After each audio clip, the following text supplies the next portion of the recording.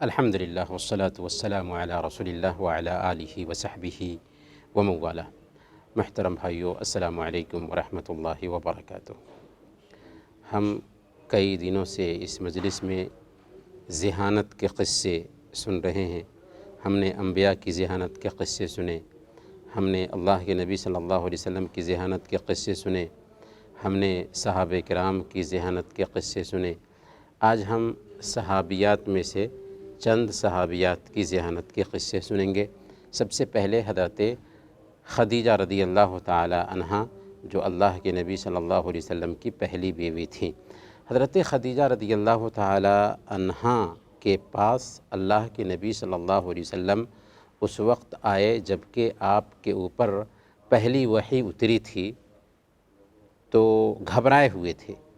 حضرت خدیجہ رضی اللہ تعالی عنہا سے کہا کہ مجھے جان کا ڈر ہے۔ یہ سنا اور سارا قصہ بتایا، جو قصہ غار حرا میں پیش آیا تھا۔ تو حضرت خدیجہ رضی اللہ تعالی عنہ ایک عورت ہیں، لیکن ان کی ذہانت دیکھیے کہ کیا کہتی ہیں، کلا واللہ لا یخزیک اللہ ابدا، ہرگز نہیں، اللہ آپ کو رسوا نہیں کرے گا۔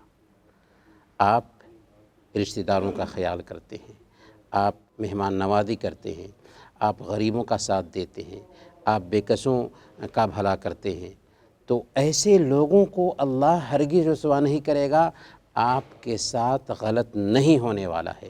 تو حضرت خدیجہ رضی اللہ تعالی عنہ کی یہ ذہانت تھی کہ فوراً پرکھ لیا کہ جو انسان اتنا اچھا ہو، اس انسان کے ساتھ غلط نہیں ہو سکتا۔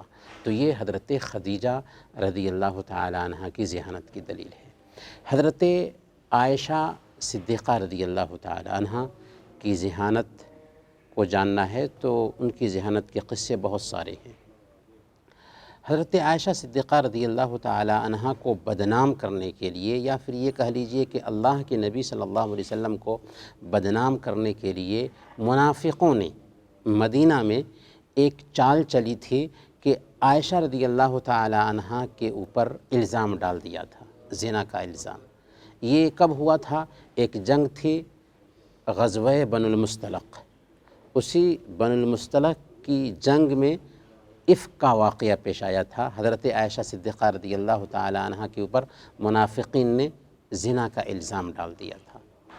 وہاں پر ہوا یہ تھا کہ حضرت عائشہ صدیقہ رضی اللہ تعالی عنہ اپنی ضرورت پوری کرنے کے لیے گئی تھیں، ہار گم ہو گیا، اس لیے لیٹ سے آئیں، تو ہودج اٹھانے والوں نے ہودج کو اٹھایا اور اونٹ پر رکھ دیا۔ وہ لوگ سمجھ رہے تھے کہ عائشہ رضی اللہ تعالی عنہ اسی میں ہیں، لیکن اس میں تھی نہیں۔ جب آئیں تو سب سے پہلی ذہانت ان کی کیا ظاہر ہوتی ہے؟ پریشان نہیں ہوئی، ادھر ادھر نہیں گئی تلاش کرنے کے لیے، بلکہ وہیں پہ بیٹھ گئی، یہاں تک کہ ان کو نیند آ گئی۔ صفوان بن معطل رضی اللہ تعالی عنہ صحابی ہیں، وہ ان کو لے کر کے مدینہ آئے، تو عبداللہ بن ابی جو منافقوں کا سردار تھا، اس نے واویلا مچانا شروع کر دیا کہ عائشہ رضی اللہ تعالی عنہ کا تعلق صفوان بن معطل سے ہے، نعوذ باللہ۔ یہاں تک کہ کچھ صحابہ بھی اس سے تہمت کے ضمن میں آ گئے تھے اور اس طرح کی باتیں کرنے لگے تھے۔ اللہ کے نبی صلی اللہ علیہ وسلم ایک دن حضرت عائشہ صدیقہ رضی اللہ تعالی عنہ کے پاس آتے ہیں اور کہتے ہیں کہ اے عائشہ، اگر تم سے غلطی ہوئی ہے تو توبہ کر لو، اللہ معاف کر دے گا۔ یہاں پر اللہ کے نبی صلی اللہ علیہ وسلم بھی ایک مہینہ پریشان رہتے ہیں۔ اللہ کے نبی صلی اللہ علیہ وسلم غیب نہیں جانتے تھے، ورنہ بول دیتے کہ میری بیوی پاک دامن ہے۔ اللہ کے نبی صلی اللہ علیہ وسلم نے کہا کہ اے عائشہ، تجھ سے اگر غلطی ہوئی ہے نا تو توبہ کر لو۔ عائشہ رضی اللہ تعالی عنہ نے اپنی ذہانت سے کیا جواب دیا؟ کہا کہ اگر میں مان لوں کہ میں نے غلطی کی ہے تو آپ لوگ تسلیم کر لیں گے کہ واقعی مجھ سے غلطی ہوئی ہے، اور اگر میں انکار کروں کہ مجھ سے غلطی نہیں ہوئی ہے تو آپ لوگ نہیں مانیں گے۔ اس لیے یہاں پر میں صرف یہی کہوں گی جو حضرت یعقوب علیہ السلام نے یوسف علیہ السلام کو کھونے پر کہا تھا، فصبر جمیل واللہ المستعان علی ما تصفون۔ میں صبر کرتا ہوں اور جو کچھ بھی تم بول رہے ہو اس سے اللہ رب العالمین ہی سے ہم مدد طلب کرتے ہیں۔ برکیف حضرت عائشہ صدیقہ رضی اللہ تعالی عنہ کی پاک دامنی قرآن کریم میں اللہ تعالیٰ نے اتار دیا اور منافقین کو اللہ تعالیٰ نے رسوا کیا۔ اس میں حضرت عائشہ صدیقہ رضی اللہ تعالی عنہ کی ذہانت ظاہر ہوتی ہے۔ اسی طریقے سے ایک دن حضرت عائشہ صدیقہ رضی اللہ تعالی عنہ نے اللہ کے نبی صلی اللہ علیہ وسلم سے کہا تھا۔ آپ کو پتہ ہے کہ حضرت عائشہ صدیقہ رضی اللہ تعالی عنہ یہ ایک ایسی بیوی ہیں جو کنواری تھیں اور آپ کی ساری بیویاں شادی شدہ تھیں۔ اللہ کے نبی صلی اللہ علیہ وسلم سے حضرت عائشہ صدیقہ رضی اللہ تعالی عنہ نے ایک دن کہا تھا کہ اللہ کے نبی صلی اللہ علیہ وسلم آپ کسی وادی میں اتریں اور وہاں پر آپ اپنے جانور کو چرانا چاہتے ہیں۔ کچھ جگہیں ایسی ہیں جو چری ہوئی ہیں اور کچھ جگہیں ایسی ہیں جو چری ہوئی نہیں ہیں، تو آپ اپنے اونٹ کو کدھر چرائیں گے؟ تو اللہ کے نبی صلی اللہ علیہ وسلم نے کہا کہ ایسی جگہ پر چراؤں گا جہاں پہ جانور نے نہیں چرا ہے۔ تو اس کے ذریعے حضرت عائشہ صدیقہ رضی اللہ تعالی عنہ کیا مراد لے رہی تھیں؟ ان کی ذہانت تھی، مراد لے رہی تھیں کہ آپ کی دوسری بیویاں تو شادی شدہ ہیں، ایک ہی میں ہوں جو کنواری ہوں، تو آپ کو میرا زیادہ خیال کرنا چاہیے۔ تو اپنی ذہانت سے یہ مراد لے رہی تھی۔ تو حضرت عائشہ صدیقہ رضی اللہ تعالی عنہ کی ذہانت کے بھی قصے بہت سارے ہیں۔ ایک قصہ ہے حضرت ام سلمہ رضی اللہ تعالی عنہ کا، جو اللہ کے نبی صلی اللہ علیہ وسلم کی ایک بیوی ہے۔ حدیبیہ کے موقع سے اللہ کے نبی صلی اللہ علیہ وسلم نے 10 سال کے لیے صلح کیا تھا قریش سے کہ ہمارے اور آپ کے بیچ میں جنگ نہیں ہوگی۔ اسی طریقے سے اس میں بہت سارے ایسے دفعات تھے کہ مسلمانوں کو یہ احساس ہو رہا تھا کہ ہم گر کر کے صلح کر رہے ہیں، ایسا نہیں کرنا چاہیے ہمیں۔